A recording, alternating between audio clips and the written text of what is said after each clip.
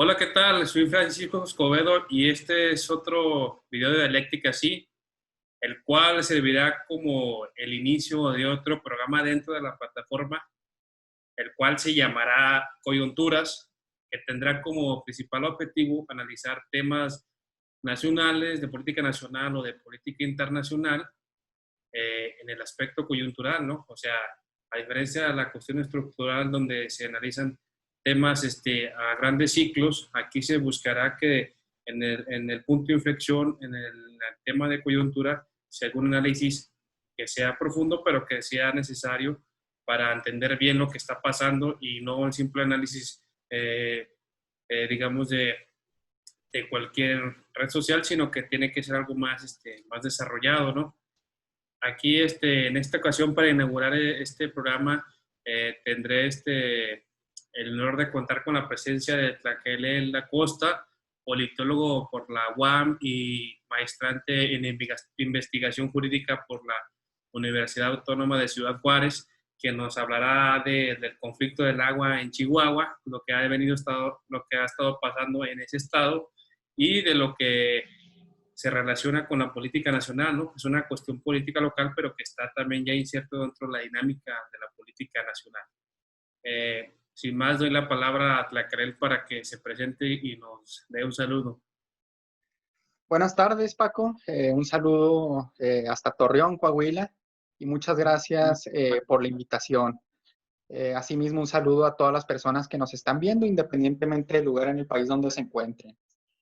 Sí, efectivamente, hoy vamos a hacer un breve análisis de coyuntura en torno a lo que se le ha denominado como el conflicto por el agua en Chihuahua del año en curso, del 2020. Manifestar que yo no soy especialista en economía agrícola, ni tampoco en sociología rural. Sin embargo, voy a tratar de darle un enfoque dialéctico, un enfoque un poco más politológico, en el que tome en cuenta conocimiento de distintas disciplinas que tienen que aportar este análisis para diferenciar esta plática, esta charla, de otros conversatorios en los cuales solamente se ha atendido ya sea al carácter formal del incumplimiento o cumplimiento del tratado, o ya sea a la parte conflictual, política, que solamente se ha atendido a esta batalla entre la Guardia Nacional y los agricultores del estado de Chihuahua. Para comenzar, hay que mencionar cuál es el origen, cuál es la causa del conflicto. Y bueno, esta vendría a ser, en el terreno formal, el incumplimiento o el cumplimiento del Tratado de Aguas Internacionales entre México y Estados Unidos de 1944 por parte del Estado mexicano. ¿Por qué digo cumplimiento o incumplimiento?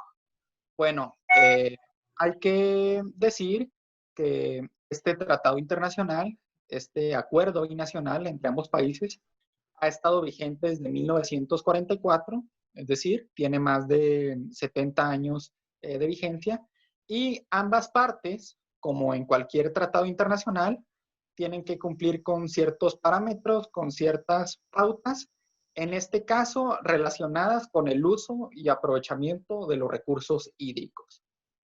En este sentido, ha existido, se ha gestado en los últimos meses, en las últimas semanas, un conflicto físico directo entre agricultores del estado de Chihuahua y la Guardia Nacional en las inmediaciones de la presa La Boquilla, localizada al interior del distrito de riego 05 del estado de Chihuahua, en el municipio de San Francisco de Conchos, hacia el sur del estado. Eh, Dado ello, bueno, se ha mediatizado, se ha problematizado algo que de inicio tiene tintes políticos, pero que también se debe de entender en relación con el propio tratado internacional y con la estructura agraria del estado de Chihuahua y del norte de México. En este sentido, lo primero que hay que mencionar es que, bueno, este tratado de 1944, como ya lo mencioné, tiene el objetivo de regular el uso, el aprovechamiento y la distribución del agua que proviene de dos ríos internacionales, en este caso el río Colorado y el río Bravo. El tratado establece que México tiene que hacer entrega a Estados Unidos cada año de cierto volumen de agua y Estados Unidos realizaría otra entrega recíproca de un volumen también de agua, pero mayor al que entrega México. En este caso, México tiene un atraso, hay que decirlo, tiene un atraso de 5 años. Sin embargo, el tratado también estipula en uno de sus artículos que en caso de que la federación no pueda realizar esta entrega del agua de forma anual, la puede hacer de forma quinquenal, pero no más de eso. Es decir, hay un plazo como máximo de 5 años para ponerse al corriente en las entregas de los recursos hídricos a los Estados Unidos de Norteamérica. Asimismo, Estados Unidos también, en caso de que no llegase a cumplir con la entrega anual del agua, puede entregarla 5 años después.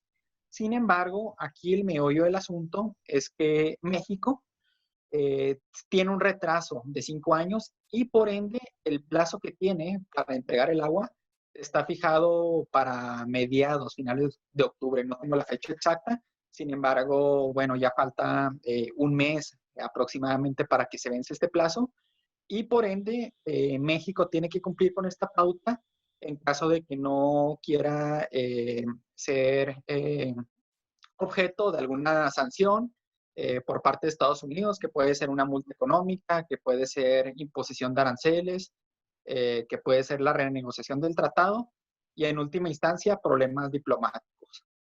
También hay que mencionar que Estados Unidos ha sido puntual en la entrega de este vital líquido de forma anual a México y que también el tratado no es lesivo hacia nuestro país, ya que recibimos cerca de 4 veces mayor el volumen del agua que nosotros entregamos a los Estados Unidos de Norteamérica. Podríamos decir incluso que es de los pocos tratados internacionales en los cuales México tiene una posición ventajosa respecto a Estados Unidos. Sí, sí. Ojalá pudiéramos decir lo mismo de otro tipo de tratados más de carácter comercial, pero bueno, esta es la situación en cuanto a derecho internacional. Raquel, nomás un dato aquí, de acuerdo a las cifras del gobierno mexicano, dicen que Estados Unidos nos entrega en el río Colorado 1.850 millones de metros cúbicos por año, mientras que nosotros entregamos 431 millones de metros cúbicos por el río Bravo. O sea, lo que señala, o sea, 4 veces más de lo que recibimos, más 4 veces más de lo que les damos a ellos. Y en la actualidad nada más ese es parte de esa entrega, ¿no? Lo que se va a dar este año, ¿no? Gracias por el dato, Francisco. Qué bueno que lo tenías ahí a la mano. Y sí, efectivamente, como tú lo mencionas, nosotros recibimos más de lo que entregamos. Yo ya había analizado esta situación a partir de otros análisis de coyuntura, de otros estudios, y todos coinciden en lo mismo, de que el Tratado Internacional de Aguas Internacionales entre México y Estados Unidos de 1944 no es lesivo hacia nuestro país. Y también por esta situación se explica de que el tratado tenga tanto tiempo de haber entrado en vigencia y que nunca se haya renegociado o que nunca se haya derogado. En esta situación, bueno, hay que comprender también, hay que ubicar cartográficamente, geográficamente, el lugar del conflicto. Para ello, bueno, voy a compartir pantalla rápidamente para ubicar el distrito de riego y que puedan tener un conocimiento más preciso de su ubicación geográfica. Miren, estos son los distritos y unidades de riego nacionales. Estos los fija la Comisión Nacional del Agua, que es en esencia la institución pública gubernamental que se dedica a la administración del agua.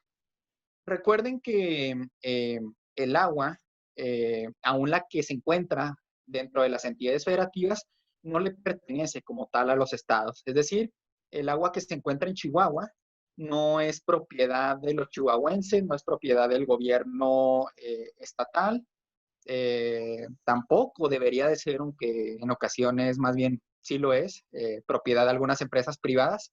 Sin embargo, todo el agua que se encuentra en distintos pozos, en distintos mantos acuíferos, en lagos, en ríos, océanos, en la Federación, la administra como tal la CONAGUA, la Comisión Nacional del Agua.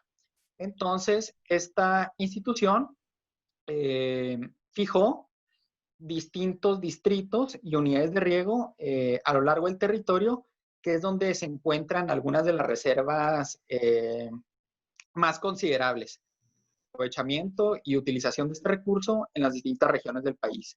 Miren, en este caso, el conflicto que se está suscitando está dentro del distrito de riego 005. Miren, ¿qué es este? Este es el estado de Chihuahua y aquí tenemos el distrito de riego, miren, 005, que corresponde al municipio de Delicias. Bueno, aquí vienen algunas características en torno al año agrícola, el número de usuarios, la superficie total, el volumen del agua total, que en realidad esto es el dato más importante. Veamos cómo es bastante voluminoso, el agua superficial, el agua subterránea, etcétera. Y bueno, este distrito de riego es el distrito más grande en el estado de Chihuahua. De hecho, si pueden observar, acá hay otro cerca de Ciudad Juárez, acá hay otro más hacia el noreste y acá encontramos otro. Sin embargo, bueno, en magnitud es superior. Es el distrito de riego que abastece la mayor parte del agua al estado de Chihuahua. Como pueden ver, los distritos de riego están localizados principalmente en la parte norte del país, o es donde tienen un mayor volumen. Por ejemplo, bueno, aquí, Francisco, ahora que estás aquí, aquí en la región de la Laguna, puedes ver que hay un distrito de riego también bastante voluminoso, que es el que da agua a esta región de Durango y también de Coahuila y otros sectores aledaños. En el caso de Chihuahua, bueno, este distrito de riego y que es donde se está suscitando el conflicto, es en los municipios aledaños. San Francisco de Concho, Delicias, Meoqui, Camargo, entre otros. Acá podemos ver que para Sinaloa está el distrito de riego más voluminoso del país. También acá en Baja California hay otros, en Tamaulipas hay otros, etcétera. Y la razón por la que estos distritos de riego están localizados principalmente en el norte del país es derivado a las condiciones geográficas, climatológicas e hidrográficas de la región. En otras palabras, por el fenómeno de las sequías. Sabemos que en el sur del país, bueno, los niveles de precipitación son bastante elevados, llueve con bastante frecuencia, hay bastantes reservas acuíferas, entonces, bueno, no hay tantos problemas en el sur del país como si los hay en el norte en relación al uso del agua. Esto es algo que hay que tener en cuenta siempre. Bueno, déjenme quitar esto. El tratado en sí, volviendo a ello para analizarlo brevemente, es un tratado que se firmó el 3 de febrero de 1944 y que establece que México asigna agua a Estados Unidos del río Bravo y Estados Unidos asigna agua a México del río Colorado. Es decir, básicamente nosotros hacemos entrega de agua por parte de este río que está localizado principalmente en el sureste, perdón, en el noreste del país, y Estados Unidos regresa cierta proporción mayor, que ya habíamos visto, pero por el lado del noroeste, es decir, por las Californias, por el lado de Baja California y California. Bueno, la asignación del agua tanto para México como para Estados Unidos se lleva a cabo por ciclos anuales, pero se establece que las entregas pueden ser quinquenales. Es lo que les comentaba al inicio de esta discusión, que si no se hace entrega de manera anual, existe la posibilidad de hacerla cada 5 años, pero siempre y cuando no pase de ese periodo. El objetivo del reparto del agua es evitar la sequía en ambos países y así blindar posibles afectaciones tanto en el medio ambiente como en la industria agrícola. Bueno, algunos puntos más sobresalientes del tratado es que es un instrumento jurídico, es una norma jurídica de carácter internacional, que norma la relación entre México y Estados Unidos para administrar conjuntamente las aguas de los ríos internacionales. El río Colorado y el río Bravo son ríos internacionales.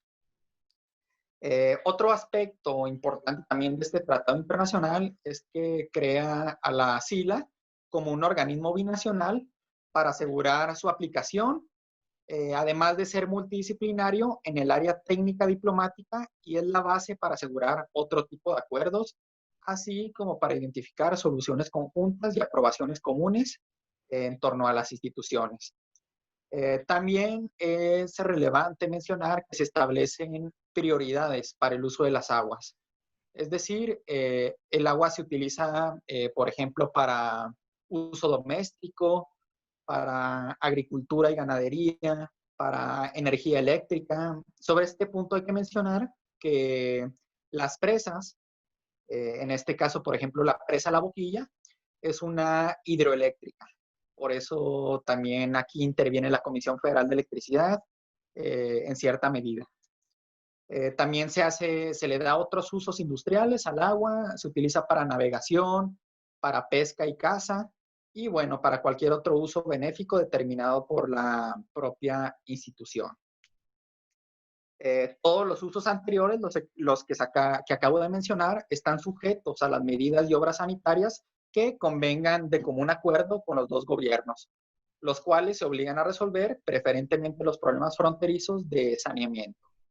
Ahora, fuera de lo que se estipula como tal, concretamente, positivamente, en este tratado internacional, bueno, hay que mencionar que resulta un poco sospechoso que con más de 70 años de que tiene vigencia este convenio entre los dos países, pues no se hayan suscitado conflictos de gran envergadura o combates como el que se está viendo en la actualidad, sino hasta este periodo que, bueno, justamente confluye o está dentro de lo que se podría llamar como un periodo preelectoral.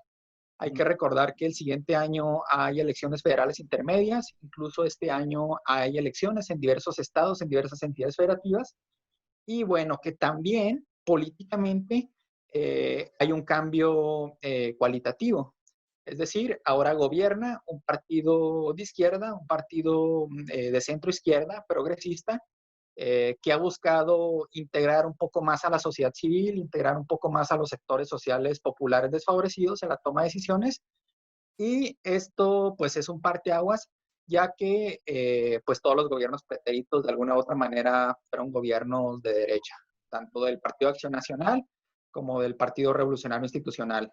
Entonces, bueno, sí existe un trasfondo político, pero ahorita vamos a volver sobre este asunto. Solamente quería mencionar que resulta un poco sospechoso y que hay que ver el contexto histórico en el que se está desenvolviendo este conflicto. Bueno, Ya sí, adelante. Bueno, pues entonces ahorita ya vimos que hiciste una presentación, una radiografía sobre la información técnica de lo que significa la presa de la Boquilla, su importancia y lo que significa el tratado, ¿no? O sea, digamos la información técnica. Ahora vas a pasar la información desde un punto de vista más politológico, ¿no?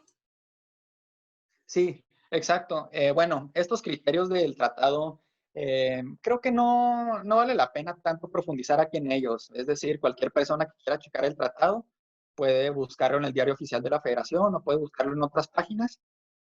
O incluso hay otros análisis que están más apegados a la perspectiva del derecho internacional y desde donde se analizan.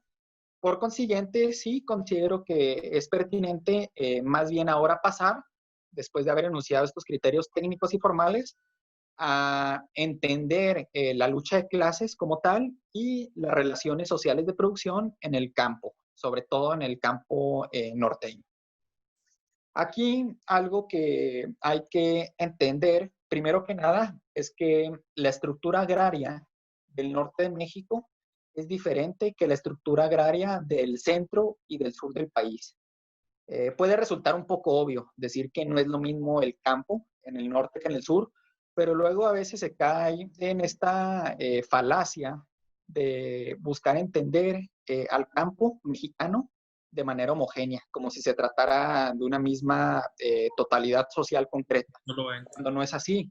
Eh, Incluso podríamos decir que dentro de las regiones, dentro del norte del país, pues existen diferentes campos, como en el sur, como en el Bajío, como en el centro. Sin embargo, bueno, tampoco para meternos aquí a teorizar profundamente en torno a estos aspectos que son un poco más allegados a la sociología urbana y a la economía agrícola, quisiera manifestar que, bueno, existe una diferencia entre el campo en el norte y en el sur, entre las estructuras de clases agrarias en el norte y en el sur. Un primer aspecto que hay que mencionar aquí es que por factores climatológicos e hidrográficos, la mitad de los estados norteños sufren de condiciones climatológicas un tanto extremas y cambiantes. Desde el caluroso verano, donde se alcanzan temperaturas de hasta 45 grados y hay enormes sequías, hasta el frío invierno en el que la temperatura puede llegar a bajar hasta 10 grados, si no es que más. Hay heladas, hay nieve que puede afectar a la industria agrícola. Bueno, adicionalmente, en muchas de las entidades federativas norteñas, yo creo que en la mayoría, hay problemas de sequías, algo frecuentes. Quizás en algunos estados, más que en otros, como en Sonora y en Chihuahua, en los llamados estados del desierto. Creo que es donde hay más problemas de sequías.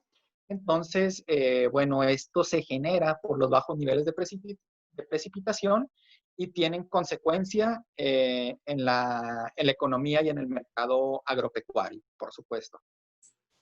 Este factor que menciono nos lleva a la segunda cuestión. La tecnología y los medios de trabajo que se utilizan en los procesos laborales agrarios en el norte de México también difieren de los del sur por estas propias condiciones hidrográficas y climatológicas. Es decir, se obliga a la adopción de tecnologías específicas para obtener mayores rendimientos de la empresa agrícola y ganadera, ambas predominantes en el sur del estado de Chihuahua. Recuerden que el estado de Chihuahua, el norte es fundamentalmente industrial y el sur es todavía agrario y ganadero. Entonces, en este sentido, por estas condiciones geográficas, pues es menester, es necesario, es un imperativo que se adopten tecnologías que sirvan para obtener un mayor rendimiento de los procesos agrarios. A diferencia del sur del país, donde, bueno, creo que todavía se pueden utilizar tecnologías un poco más tradicionales y obtener buen rendimiento, obtener buenas ganancias. Acá, por estas condiciones climatológicas, es imposible a veces. Y bueno, un tercer punto relacionado con los dos anteriores tiene que ver con la cercanía de Chihuahua con el mercado estadounidense. En otras palabras, un buen volumen de las mercancías y del excedente producido en el campo, además de circular hacia el interior del país, hacia el centro y el sur del país, también va a parar al mercado estadounidense. Por consiguiente, existen en la región fuertes inversiones de capital, capital privado, por supuesto, tanto de capitalistas norteamericanos como de burguesías regionales, burguesías chihuahuenses o norteñas, vinculadas directamente al mercado estadounidense. Es importante mencionar esto, que en general en los estados norteños de México ha estado históricamente vinculado al mercado estadounidense. De hecho, hay varios autores, varios teóricos que consideran que la burguesía norteña y sobre todo la burguesía fronteriza es una burguesía de carácter que históricamente se han reproducido entre las mismas familias, tienen vínculos en Estados Unidos, pero también en México, y han amasado sus fortunas mediante la explotación de fuerza de trabajo en ambos países, mediante acciones e inversiones de capital en los dos lados de la frontera. En este sentido, bueno, a partir de estas tres proposiciones que he dado, estos tres puntos, es claro que en el norte de México el campo es diferente que en el sur. También aquí nos remitimos un poco al proceso revolucionario de 1910, a lo que se le conoce formalmente como la Revolución Mexicana. Hay que recordar que la Revolución Mexicana fue un conflicto armado entre un bloque popular, y dentro de lo popular ubicó tanto a mediana y pequeña burguesía como a campesinado, e incluso una pizca de proletariado. Pero fue un movimiento popular contra una clase terrateniente, contra una oligarquía financiera centralista.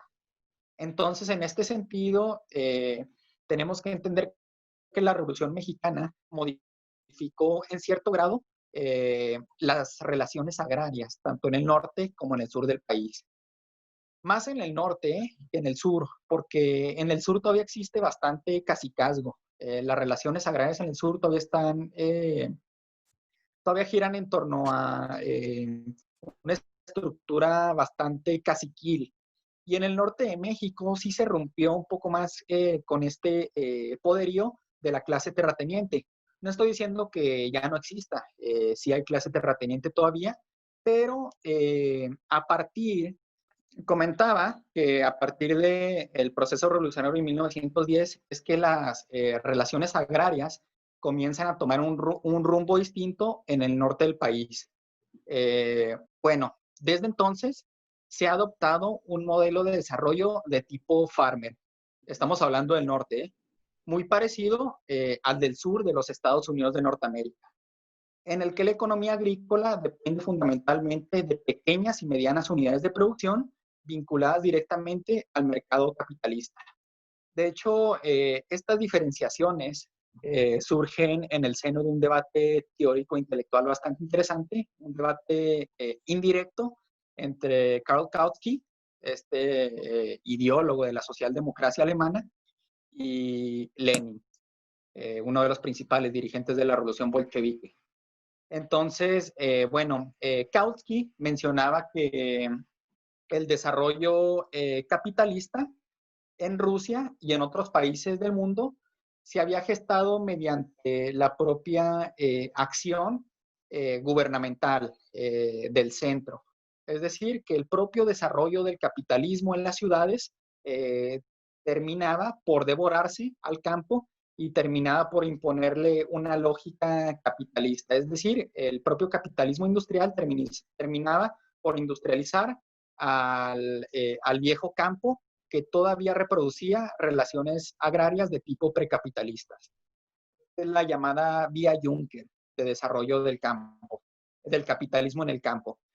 Y por el contrario, Lenin afirmaba que en ciertos países, como en los Estados Unidos de Norteamérica, hay que recordar que Lenin tenía cierta admiración por algunas características de la sociedad estadounidense, no por todas, pero Lenin observaba que en Estados Unidos y en otros países de Europa Occidental y de otras partes del mundo, el desarrollo del capitalismo en el campo se había llevado más que por la acción concentrada, centralizada, gubernamental del capital industrial, se había llevado a cabo por unidades de producción pequeñas y medianas sobre todo, un poco regadas, un poco aisladas, que fueron desarrollando, fueron innovando en el campo, y a partir de ello, se da este desarrollo del capitalismo en el campo, pero de abajo hacia arriba, y no tanto de arriba hacia abajo. Y esto es lo que Lenin llama la vía farmer, y considera que Estados Unidos, que el desarrollo del capitalismo en el campo, adopta esta particularidad farmer. Yo creo que sin duda podríamos considerar que en buena medida el norte de México también se ha desarrollado por esta vía farmer. Claro que aquí habría que analizar trabajos un poco más profundos, trabajos teóricos y empíricos que abunden sobre este desarrollo del capitalismo en el campo, particularmente en el norte de México. Sin embargo, a raíz de esta transformación en las relaciones en el campo, es que en el norte mexicano actual, el campesinado es una clase social marginal, a diferencia de su centralidad en las relaciones agrarias del sur. Y en cambio, el productor directo, propietario a la vez, es el agricultor o el farmer. En este sentido, lo que estoy tratando de decir no es que no existan campesinos en el norte de México. Sin embargo, no es la fuerza de trabajo principal en el campo, en el caso del norte mexicano, como sí lo sigue siendo en el sur. En el norte más bien predomina la pequeña y mediana empresa agrícola. Son estos granjeros, son estos rancheros, son estos agricultores que poseen, aunque sea 4, 5, 10, 15 hectáreas, pero que les son propias, que son de su propiedad y donde pueden cultivar y pueden criar ganado, pueden realizar sus actividades productivas. En este sentido, estos agricultores son pequeños propietarios, también pueden ser medianos propietarios, y también hay que decirlo que sí existe una burguesía agraria en el estado de Chihuahua, que es la que ha estado manipulando este conflicto, utilizando como clase apoyo a las fracciones pequeñas y medianas de la misma burguesía agraria. La burguesía agraria, la pequeña y mediana burguesía agraria, también se diferencian del campesinado sureño, en cuanto a que este último no posee ni siquiera a veces herramientas de trabajo propias, menos medios de producción y por ende capital. Es decir, es un proletario agrícola, el campesino es un proletario agrícola que solamente tiene su fuerza de trabajo para vender. Y el agricultor sí es alguien que tiene medios de trabajo, que tiene herramientas y que tiene aunque sea un poco de capital. No sé si hayan visto las fotografías de los agricultores chihuahuenses eh, cuando se fueron a manifestar a las afueras del Palacio de Gobierno en la capital del estado de Chihuahua, en la ciudad de Chihuahua, que hicieron bloqueos con sus tractores, que estuvieron ahí un rato. Y bueno, a partir de las fotografías se puede observar de manera muy simple, pues que cuentan con tractores como los que se pueden observar en el sur de Estados Unidos, en otras partes de Canadá. Entonces, pues es tecnología más o menos de punta, es tecnología que les permite ser productivos en el campo y obtener buenos rendimientos, sin la cual a lo mejor te estarían degradados a una condición de semiproletarios o proletarios agrícolas. En este sentido, quiero dejar en claro que no es lo mismo la pequeña y mediana burguesía agrícola o los agricultores del estado de Chihuahua que el campesinado o que el campesino. Bueno, claro que el pequeño agricultor, que es el grueso de la población que se ha estado manifestando en las inmediaciones de la presa La Boquilla, pues no es un grande capitalista, no es un gran capitalista, no es un gran burgués. Sin embargo, tiene lo necesario para obtener un excedente de el trabajo que realiza en sus labores, que realiza en sus hectáreas, que le permite utilizarlo tanto para consumo familiar y para comercializarlo, ya sea en mayoreo o en menudeo, en las ciudades. Entonces, en este sentido, el agricultor norteño, pues no es alguien pobre como el campesino. Podríamos decir que es alguien clase media baja o incluso clase media o media alta, en términos de el lenguaje de la estratificación social. Bueno, por consiguiente, esta estructura agraria del norte de México y particularmente de Chihuahua se vincula a la producción, sobre todo, de nuez, de avena, de cacahuate, de pistache, trigo, alfalfa, manzana, algodón, entre otras mercancías que, como ya mencioné, van a parar al mercado nacional, pero también al mercado internacional. Ahora, otra cosa que hay que dimensionar aquí es que este conflicto por el uso del agua eh, forma parte solamente de un complejo, de una compleja red de conflictos que se han llevado a cabo dentro de lo que se le ha denominado como el fenómeno de la privatización del agua.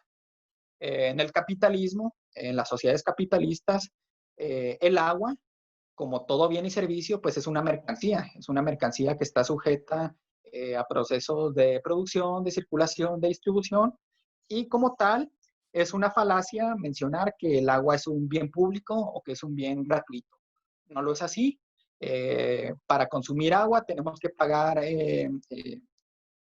tenemos que pagar un precio para el servicio del agua, por ejemplo, para consumir agua embotellada. También hay empresas que tienen intereses capitalistas en todo el mundo. Entonces, a pesar de que el agua en la federación esté administrada por el propio gobierno, por la Conagua, esto no exime que existan concesiones con grandes empresas que se dedican a aprovechar este recurso para, el capital privado, para los negocios privados. En este caso, cerca de la presa La Boquilla, que es donde se han estado dando estos conflictos en la nacional y los agricultores, hay una cervecera de la empresa holandesa Heineken, y bueno, esta cervecera sabemos que es una empresa multinacional, es una empresa como toda empresa capitalista que no aporta mucho al desarrollo económico ni social del país ni de la localidad. Y bueno, esta empresa tiene cierto volumen de agua, no sé cuánto, concesionado. En este caso, hay también otros negocios, por ejemplo, la empresa Bafar en Chihuahua, que también tiene concesiones de agua.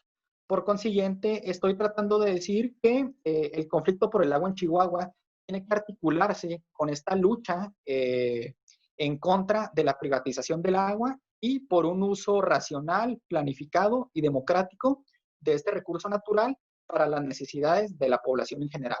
Es decir, el agua no le debe pertenecer a la burguesía, no le debe pertenecer a los empresarios, sino que le debe pertenecer a la población en su conjunto y esta debe de determinar cómo se administra y cómo se utiliza.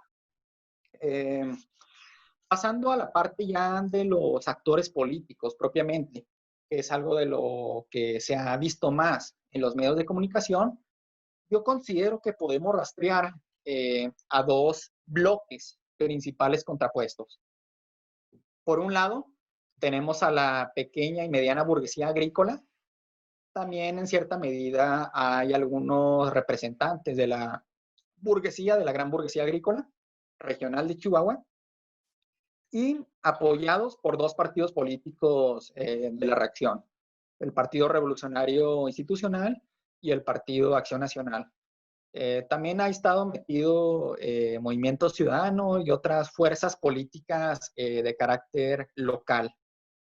Han estado ahí también en este bloque algunos políticos, algunos senadores, diputados federales, diputados locales, presidentes municipales de los municipios aledaños. Entonces, bueno, es un poco sospechosa esta alineación entre los agricultores, los pequeños y medianos agricultores y estas fuerzas políticas propias de la reacción. Aquí también habría que sumarle, sobre todo de las últimas 2 semanas para acá, o de la última semana, un aliado central, que vendría a ser la Alianza Federalista. Hay que recordar que existe una institución que se llama la CONAGO, la Conferencia Nacional de Gobernadores, que es esta red donde tienen representación todos los gobernadores de México para poder plantear soluciones, diagnósticos, incluso, si pudiéramos decirlo en un tono un tanto federalista y republicano, para servir de contrapeso al gobierno federal en la toma de decisiones y en la implementación de las políticas públicas.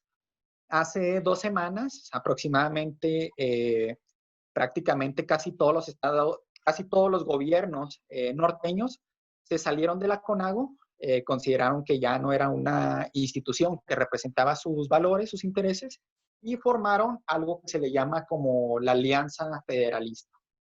En esta Alianza Federalista,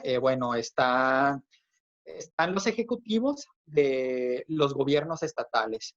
En este caso, ahí está el gobernador del estado de Chihuahua, Javier Corral, quien es uno de los principales impulsores, y esta alianza federalista se ha manifestado en apoyo a la pequeña y mediana burguesía agraria en su lucha contra el otro bloque. Aquí mismo también, bueno, existen otras personalidades un poco chistosas, como el tumbaburros que andaba ahí últimamente, este influencer que no tiene nada que aportar en términos políticos al movimiento, sino solamente abona la desinformación. Y bueno, también ahí estaba Chumel Torres, otro influencer que se dedica a utilizar los medios digitales para desinformar a la población y para engrosar un poco las filas en cuanto se pueda de las fuerzas reaccionarias. Del otro lado, tenemos al gobierno federal, en el cual, bueno, posee, por supuesto, representación parcial, la oligarquía nacional, la burguesía nacional y otros sectores también populares. Esto es lo que Pulanzas llamaría el bloque en el poder, el cual se conforma por este conjunto de fracciones de clase, de capas y categorías sociales que detentan el aparato de Estado. Estos son los dos bloques contrapuestos. Sin embargo, bueno, habría que indagar particularmente qué actores en lo individual son los que tienen peso en este conflicto. Claro que aquí dentro del bloque del gobierno federal, pues está la burocracia o el personal político de Estado, como se le quiera llamar, pero también, bueno, el Partido Movimiento Regeneración Nacional, el Partido del Trabajo, es decir, los aliados estratégicos.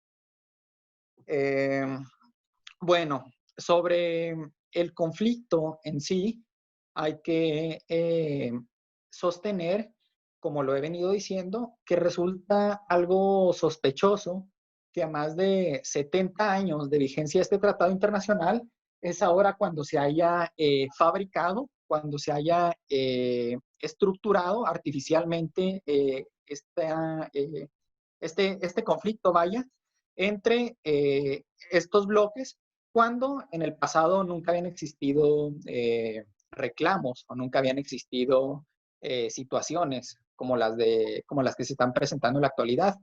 E incluso, bueno, han existido escenarios, por ejemplo, en el 2011 hubo una sequía en el estado de Chihuahua que afectó bastante a la empresa agrícola. Y es en ese entonces cuando se debió quizás de haber visto alguna posibilidad de poder adquirir mayores volúmenes de agua prestados de Estados Unidos. Y bueno, no sucedió así. Prácticamente estos sectores que hoy están en contra nunca se manifestaron por esta situación. Y bueno, por eso considero que sí es importante ver cuáles son los intereses políticos y sobre todo económicos que están detrás de este escenario. Hay distintos desenlaces o se pueden llegar a presentar distintos desenlaces. Por supuesto que no hay que tomarse a la ligera esto. Ya vimos que han estado ocurriendo escaramuzas en las inmediaciones de la presa La Boquilla, en las cuales los agricultores se han enfrentado con piedras, palos, bombas molotov a la Guardia Nacional. Claro que pues esto es absurdo en todos los sentidos desde donde se les vea. Y bueno, también me parece preocupante que la burguesía agraria del estado de Chihuahua y el personal político vinculado al Partido Acción Nacional y al Partido Revolucionario Institucional, pues hayan estado desinformando y utilizando como carne en cañón a los agricultores del estado para enfrentarse al gobierno federal. Este conflicto ya está sumamente politizado y bueno, se ha estado militarizando también en las últimas semanas. Por consiguiente, bueno, un escenario catastrófico sería pues una escalada del conflicto y pues el inicio de una pequeña guerra civil o incluso un golpe blando de Estado que ya han estado manejando estos distintos medios. Yo creo que no va a ser así, no creo que este conflicto vaya a escalar, pero esperemos y se resuelva pronto mediante el diálogo, mediante la interlocución entre el gobierno federal y entre los propios agricultores. Nadie queremos derramamiento de sangre, queremos que esto se resuelva de la manera más pacífica y pronta posible. Y bueno, también hay que mencionar aquí que el plazo para realizar esta entrega del agua pues ya es en menos de un mes, entonces pronto, en estas semanas, en estos días próximos, se va a ver un desenlace, aunque sea momentáneo, de este conflicto. Bueno, yo quisiera decir ya a modo de conclusión, analizado esto desde una óptica marxista, desde la perspectiva de la lucha de clases, yo lo veo como una pugna interburguesa entre la pequeña y mediana burguesía agraria y el bloque en el poder. Es decir, yo no veo, personalmente, no alcanzo a ver este movimiento popular, campesino, que bastantes medios han estado intentando mostrar contra el gobierno federal. Ya vimos, ya les expliqué brevemente, la estructura agraria del norte de México, el campesinado no tiene un lugar central. Son los pequeños y medianos agricultores, la pequeña y mediana burguesía agraria propiamente. Entonces, es más bien pues una pugna de carácter interburguesa, donde por supuesto sí hay participación de algunos sectores populares, pero es mínima. Es un conflicto dentro de la propia burguesía. Bueno, Bueno, no sí. sé si hay algo más que agregar, Francisco, si quieres preguntar alguna cuestión o realizar algún Mira, comentario. ahí la cuestión, bueno, sí, primeramente hay que señalar que estuvo bien este análisis estructural que hiciste, en general técnico, sobre lo que es la distribución del agua, lo que es el Tratado del Agua de 1944, también lo que significa, o digamos, ese breve estudio sociológico sobre cómo se compone el campo, ¿no? Ahí en el norte del país, en Chihuahua, pero que también se reproduce acá en Coahuila y en otros estados.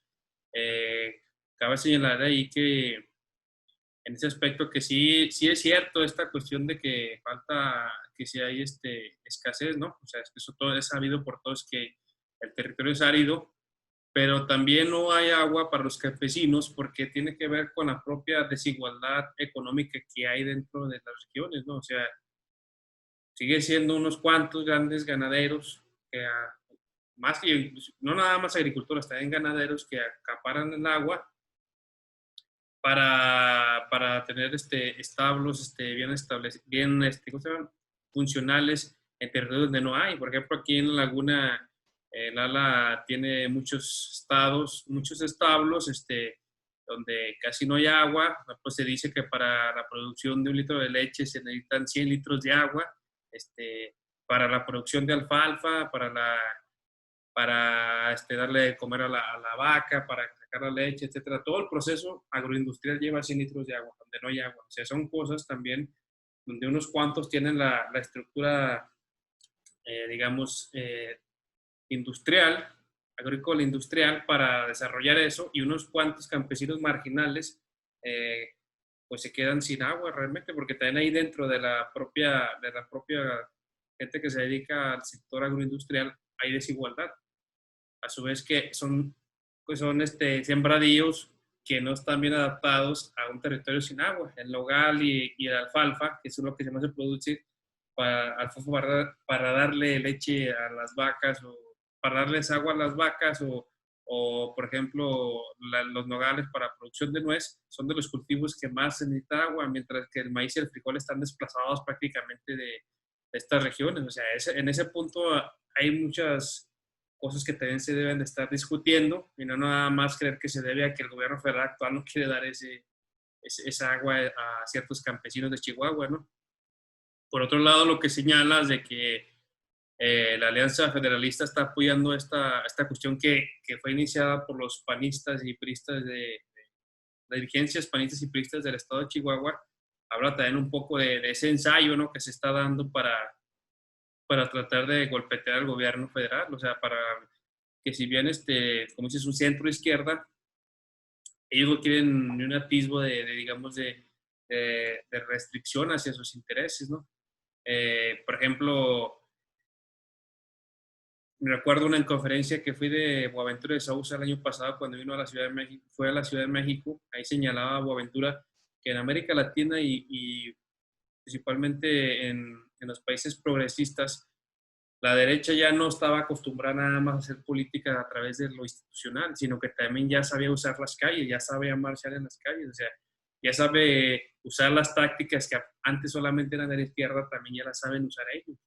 Este conflicto alimentado artificialmente con gente campesina que se ha usado como carne de cañón, porque aunque tengan intereses legítimos los que están yendo ahí, algunos, los de más bajo estrato, significa que ya están tratando de rebasar el gobierno por la izquierda, ¿no? O sea, es una nueva estrategia que sirve como ensayo y que deja claro que las cosas de ahora en adelante van a ir en escalada, ¿no? O sea, todo empieza desde poco y van a ir acumulándose los hechos hasta que llega un punto que esa bola de nieve sea muy grande y el gobierno se vea el gobierno de López Obrador se vea en predicamentos, ¿no? Creo que toda falta para eso, pero es un ensayo político, ¿no? O sea, hay que estar atento de eso, hay que ver que en la política hay mucha sutileza, ¿no? Y ellos están haciéndola, tratando de provocar un problema geopolítico que por el momento no se va a dar debido a que Estados Unidos está pensando más en la cuestión de recuperación económica el año entrante, la sucesión presidencial de noviembre en Estados Unidos, y no veo que tengan interés ahorita de entrar en un conflicto con México. Eh, por ejemplo, David Harvey en un artículo que escribió a principios de año donde señalaba que la recuperación del 2007-2008, después de la crisis inmobiliaria y financiera, se hizo a través de China, la creación de infraestructura y de producción económica en alto nivel. O sea, China fue como el enclave que permitió la recuperación económica de la crisis 2007-2008. Dice que ahora quién sabe quién vaya a ser. No se sabe si va a ser China o va a ser Estados Unidos. Pero lo que es un hecho es que Estados Unidos tiene que tener la mira en la recuperación económica y el intervencionismo de Estado, encabezado por Trump si se queda, o si no, por quien llegue.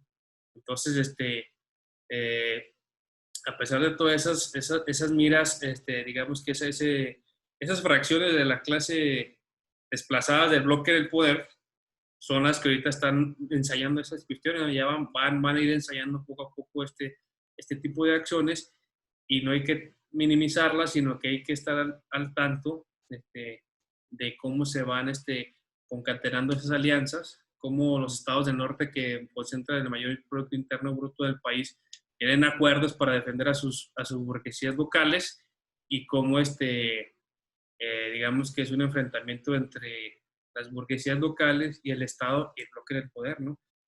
De alguna manera todo se está englobando y se puede realizar de esa manera. O sea, por eso creo que al final de cuentas el análisis que haces estructural se va encadenando poco a poco hasta llegar a este punto de entender que lo que pasa en Chihuahua viene de años pasados, se actualiza con el contexto del gobierno de López Obrador y que va a ir hacia el futuro, ¿no? En una época donde se avisora el incremento de la reacción política. Eso es lógica porque hay gente que va a tener intereses que se van a ser golpeados y en ese sentido van a seguir reaccionando, ¿no? Es algo de causa y efecto.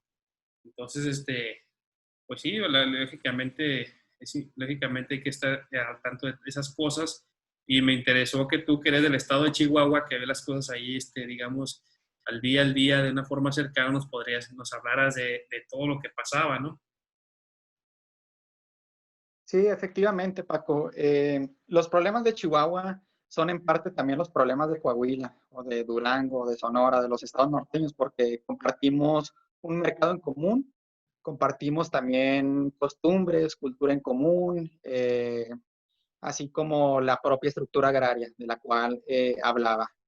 Y yo creo que este conflicto, para empezar, ni siquiera debió haber existido.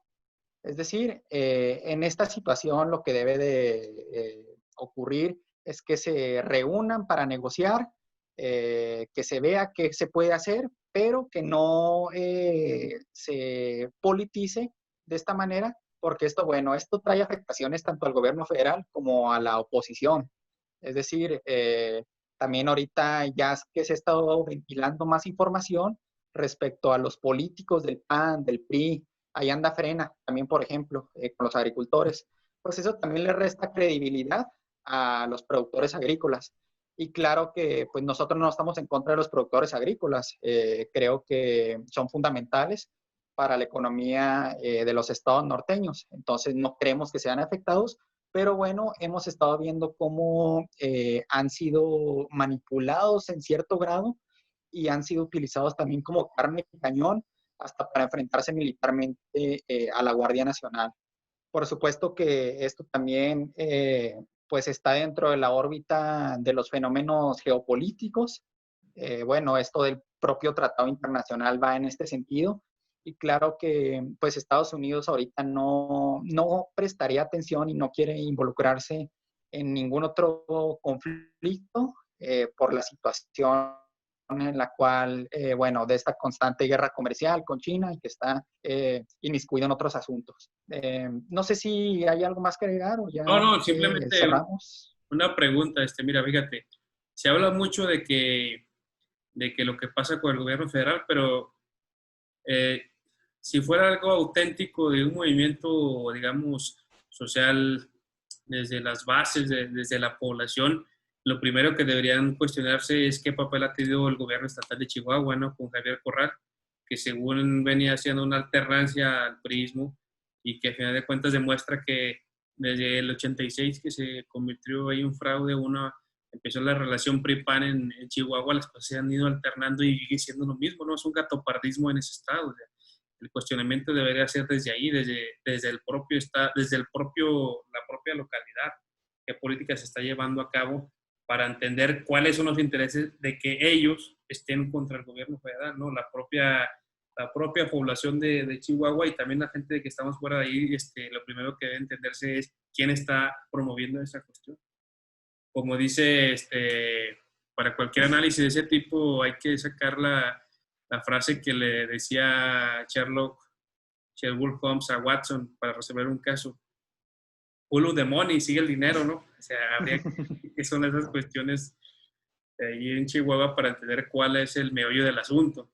Sí, claro que sí, pues evidentemente es un conflicto que surge aquí en el estado de Chihuahua y que no ha sido autocrítico consigo mismo también y con la política propia que se realiza aquí en Chihuahua. Efectivamente, Chihuahua, como Coahuila y como otros estados norteños, otra vez repito, compartimos muchas cosas en común, todos los estados norteños. Eh, ha habido alternancia, pero esta alternancia no ha significado una transición a la democracia, como dirían los politólogos. Simplemente ha cambiado la sigla del partido en el poder y bueno, los tratos con la burguesía, los negocios han seguido siendo iguales. En este sentido, el meollo del asunto aquí, pues es el propio negocio de estas grandes empresas, que son las que absorben el mayor volumen de agua. Si estas empresas no hicieran eso, o si estas empresas estuvieran administradas por los propios trabajadores, creo que se podría hacer de un uso más planificado y más racional de los recursos hídricos y alcanzaría para todos los usos que se les pudiera dar. Entonces, pues sí, es una cuestión económica, política, pero también que tiene una pizca pues, de derecho internacional, sobre todo en relación con el tratado, que ya vimos, no es un tratado lesivo hacia México, por el contrario, es beneficioso. Y bueno, esperamos que a todo esto en los próximos días nos llegue la buena noticia de que este conflicto particular sea resuelto para ahorita y que, bueno, se llegue a una solución satisfactoria. Que estoy de acuerdo contigo, no va a ser ni el primero ni el único conflicto en este sentido. Van a venir más batallas en el futuro. En realidad hay un golpeteo fuerte contra el gobierno federal. Qué bueno que el gobierno federal sí es un gobierno de centro izquierda, es un gobierno progresista, es un gobierno que ha buscado una mayor interlocución con algunos sectores sociales que han estado deprovistos en la toma de decisiones. Y bueno, a la derecha, al panismo, al priismo, no les gusta esto, aunque sea en realidad un ingrediente esencial de la democracia, aún de la democracia burguesa, decirlo. Sí. Bueno, ahora para terminar con eso que dices, en esa conferencia que te mencioné de Boaventura, dice que la izquierda actual, a diferencia del siglo XX, donde se buscaba el socialismo, estamos a un punto donde lo único que se tiene que, bueno, no lo único, pero lo que tenemos que hacer en primera instancia es defender las garantías básicas de la democracia liberal, como la libertad de expresión, el derecho a la educación, derecho a la vivienda, etcétera, etcétera, etcétera, ¿no? Entonces, en ese punto se trata nada más de tener una democracia real, una democracia liberal, medianamente formal y que permita a los ciudadanos mexicanos desarrollarse de una mejor manera para ser plenos. Bueno, Tlaca, eso, aquí nos despedimos y despedimos a toda la gente que está viendo este video, que lo va a ver en el futuro y ojalá nos suscriban al canal, nos sigan viendo, le den like y compartan con sus amigos, ¿no? Esperamos a su vez que nos acompañen en otras ocasiones donde vamos a seguir generando a través de Dialéctica así un pensamiento crítico con miras al antagonismo, a la acción, al movimiento y al futuro. Eso es Por el todo. Muchas contrario, gracias. muchas gracias a ti, Francisco, y muchas gracias a todas las personas que nos van a estar viendo. Yo sé que este tema amerita para más conversación, pero bueno, ya existirá un espacio futuro para continuar hablando de este y de otras coyunturas nacionales. Muchas gracias y hasta luego. Hasta luego, nos vemos.